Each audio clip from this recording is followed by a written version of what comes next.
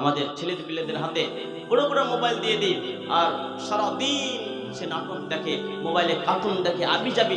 এই মোবাইল ছেলে মেয়েদেরকে নষ্ট করে দিয়েছে। স্কুলে গিয়েছে, স্কুল থেকে আসার পর ব্যাগ ফেলে দিল, মোবাইল নিয়ে বসে গেল, আর বলছে কি তৌফিকের নাটক দাও, বলতে শুরু করে দিল। শিখাই দিয়েছে বাবা মা যে এভাবে চাইবি। ওই কি করছে, ওই ইউটিউবের মাইক্রোফোনটা চালু করে তৌফিকের নাটক দাও, নাটক চলে আসলো, সব দেখতে শুরু করলো। আহা হাই রে বাবা মা, এত জঘন্য! আপনি আপনার ছেলে মেয়েরা আপনি ভবিষ্যৎ একটু চিন্তা করেন না যে কি শিখবে এইগুলো। আর ওই যে নাটকগুলি এমন ভাইরাস ছড়িয়েছে যে ছোট্ট ছেলে থেকে নিয়ে বৃদ্ধা অব্দি সবাই চিনে সফিক সফিক। সব সারা দেশকে নষ্ট করে দিও, এদেরকে বয়কট করুন, এদের থেকে বেঁচে থাকতে হবে। এরা নাটক প্রথমে তো সামাজিক নাটক করতে করতে এখন এমন জঘন্য নাটক করছে যে ছোট্ট ছোট্ট ছেলে মেয়েদেরকে ভালোবাসা শেখায়, কিভাবে ভালোবাসা করতে হবে, কিভাবে চুরি করতে হবে, কিভাবে কি করতে হবে, সব শিখায় দেয় নাটকের মধ্যে।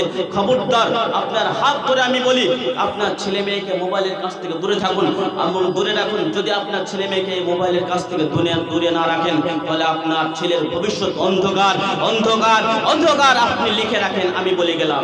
খবরদার, আপনি আপনার ছেলে মেয়েদের হাত থেকে মোবাইলকে দূরে রাখুন। তো বলতেছিলাম যে আপনার ছেলে বড় হচ্ছে, সেই সময় আপনাকে এবং আপনার স্ত্রীকে আরেকটা জিনিস হওয়া উচিত যে আপনি এবং আপনাকে এবং আপনার স্ত্রীকে আদর্শবান হতে হবে। কারণ সন্তান সন্ততি জীবনে ভালো হবে না আপনি যদি আদর্শবান আর আপনার স্ত্রী যদি আদর্শবান না হয়। কারণ আপনি বসে বসে মদ খাচ্ছেন, বিড়ি টানছেন, সিগারেট খাচ্ছেন, আপনি দিন রাত মোবাইলে পাবজি খেলছেন, আবিজাবি দিন রাত মোবাইল দেখছেন, ফিল্ম দেখছেন, আর আপনি চাচ্ছেন যে আপনার ছেলেটা কি হোক, আদর্শবান, ভালো হবে। জীবনে হবে না, কুসমিন ভালো হবে না।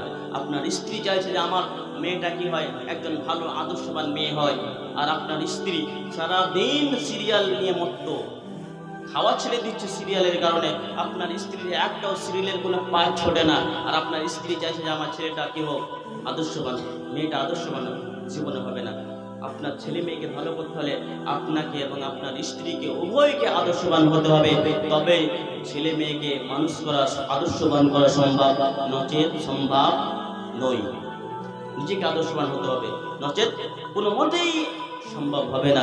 নিজে আদর্শবান হন। আপনাকে একটা কথা বলি যে আপনার ছেলে, যার ছোট্ট ছোট্ট ছেলে মেয়ে আর আছে, এরা কিন্তু অ্যাডভাইস পছন্দ করে না। আপনি তাকে কোনো জিনিস বলবেন যে বাবা এটা করো, ওইটা পছন্দ করে না, কোনো মতে শুনবে না, করতে চাইবে না।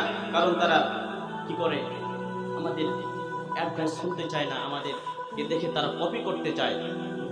আপনি যদি আদর্শবান না হন, আর এরকম আপনি যদি লাগামহীন ভাবে আপনি এবং আপনার স্ত্রী চলেন, তাহলে ওই ছেলে মেয়েদেরকে ভবিষ্যতে কন্ট্রোল করা একদম it is not easy job. এটি কি হবে না, সহজ ব্যাপার হবে না, ইটস বিগ ডিল। এটা খুবই বড় একটা কঠিন মারাত্মক ব্যাপার ধারণ করবে।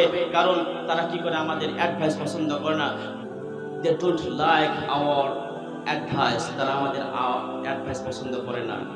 They try to copy us, they try to follow us. তারা আমাদেরকে কপি করতে পছন্দ করে, তারা আমাদেরকে ফলো করতে পছন্দ করে, যে আমার বাবা কি করে, আমার মা কি করে, এরা আমাদেরকে কি করে ফলো করে।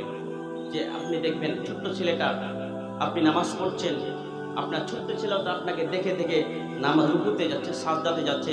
আপনি উজু করছেন তো ও বদনাতে করে পানি নিয়ে ও উজু করতে যাচ্ছে। কারণ দেখবেন, সবাই দেখেছেন যে ছোট্ট ছোট ছেলেরা অ্যাডভাইস পছন্দ করে না, ওরা আমাদেরকে ফলো করতে যায়। দেখেছেন সবাই যে ছোট্ট ছেলে, আপনি নামাজ পড়ছেন ঘরে, পাশে গিয়ে দাঁড়িয়ে কি করছে, ও রুকুতে যাচ্ছে, ও সাজদাতে যাচ্ছে, ও কিন্তু আপনাকে ফলো করতে যাচ্ছে। তো এরকম সন্তান সন্ততিকে মানুষ করতে হলে আপনাকে প্রথমে আপনাকে এবং আপনার স্ত্রীকে আদর্শবান হতে হবে। আমার ভাইরা, যেটা বলছিলাম যে আপনি আপনার ছেলের সামনে কোনো সময় আপনি খারাপ কাজ করবেন না, খারাপ বাক্য প্রয়োগ করবেন না। কারণ আপনি যে কথা প্রয়োগ করবেন, আপনার ছোট্ট ছেলে সেই কথা শিখে নেবে।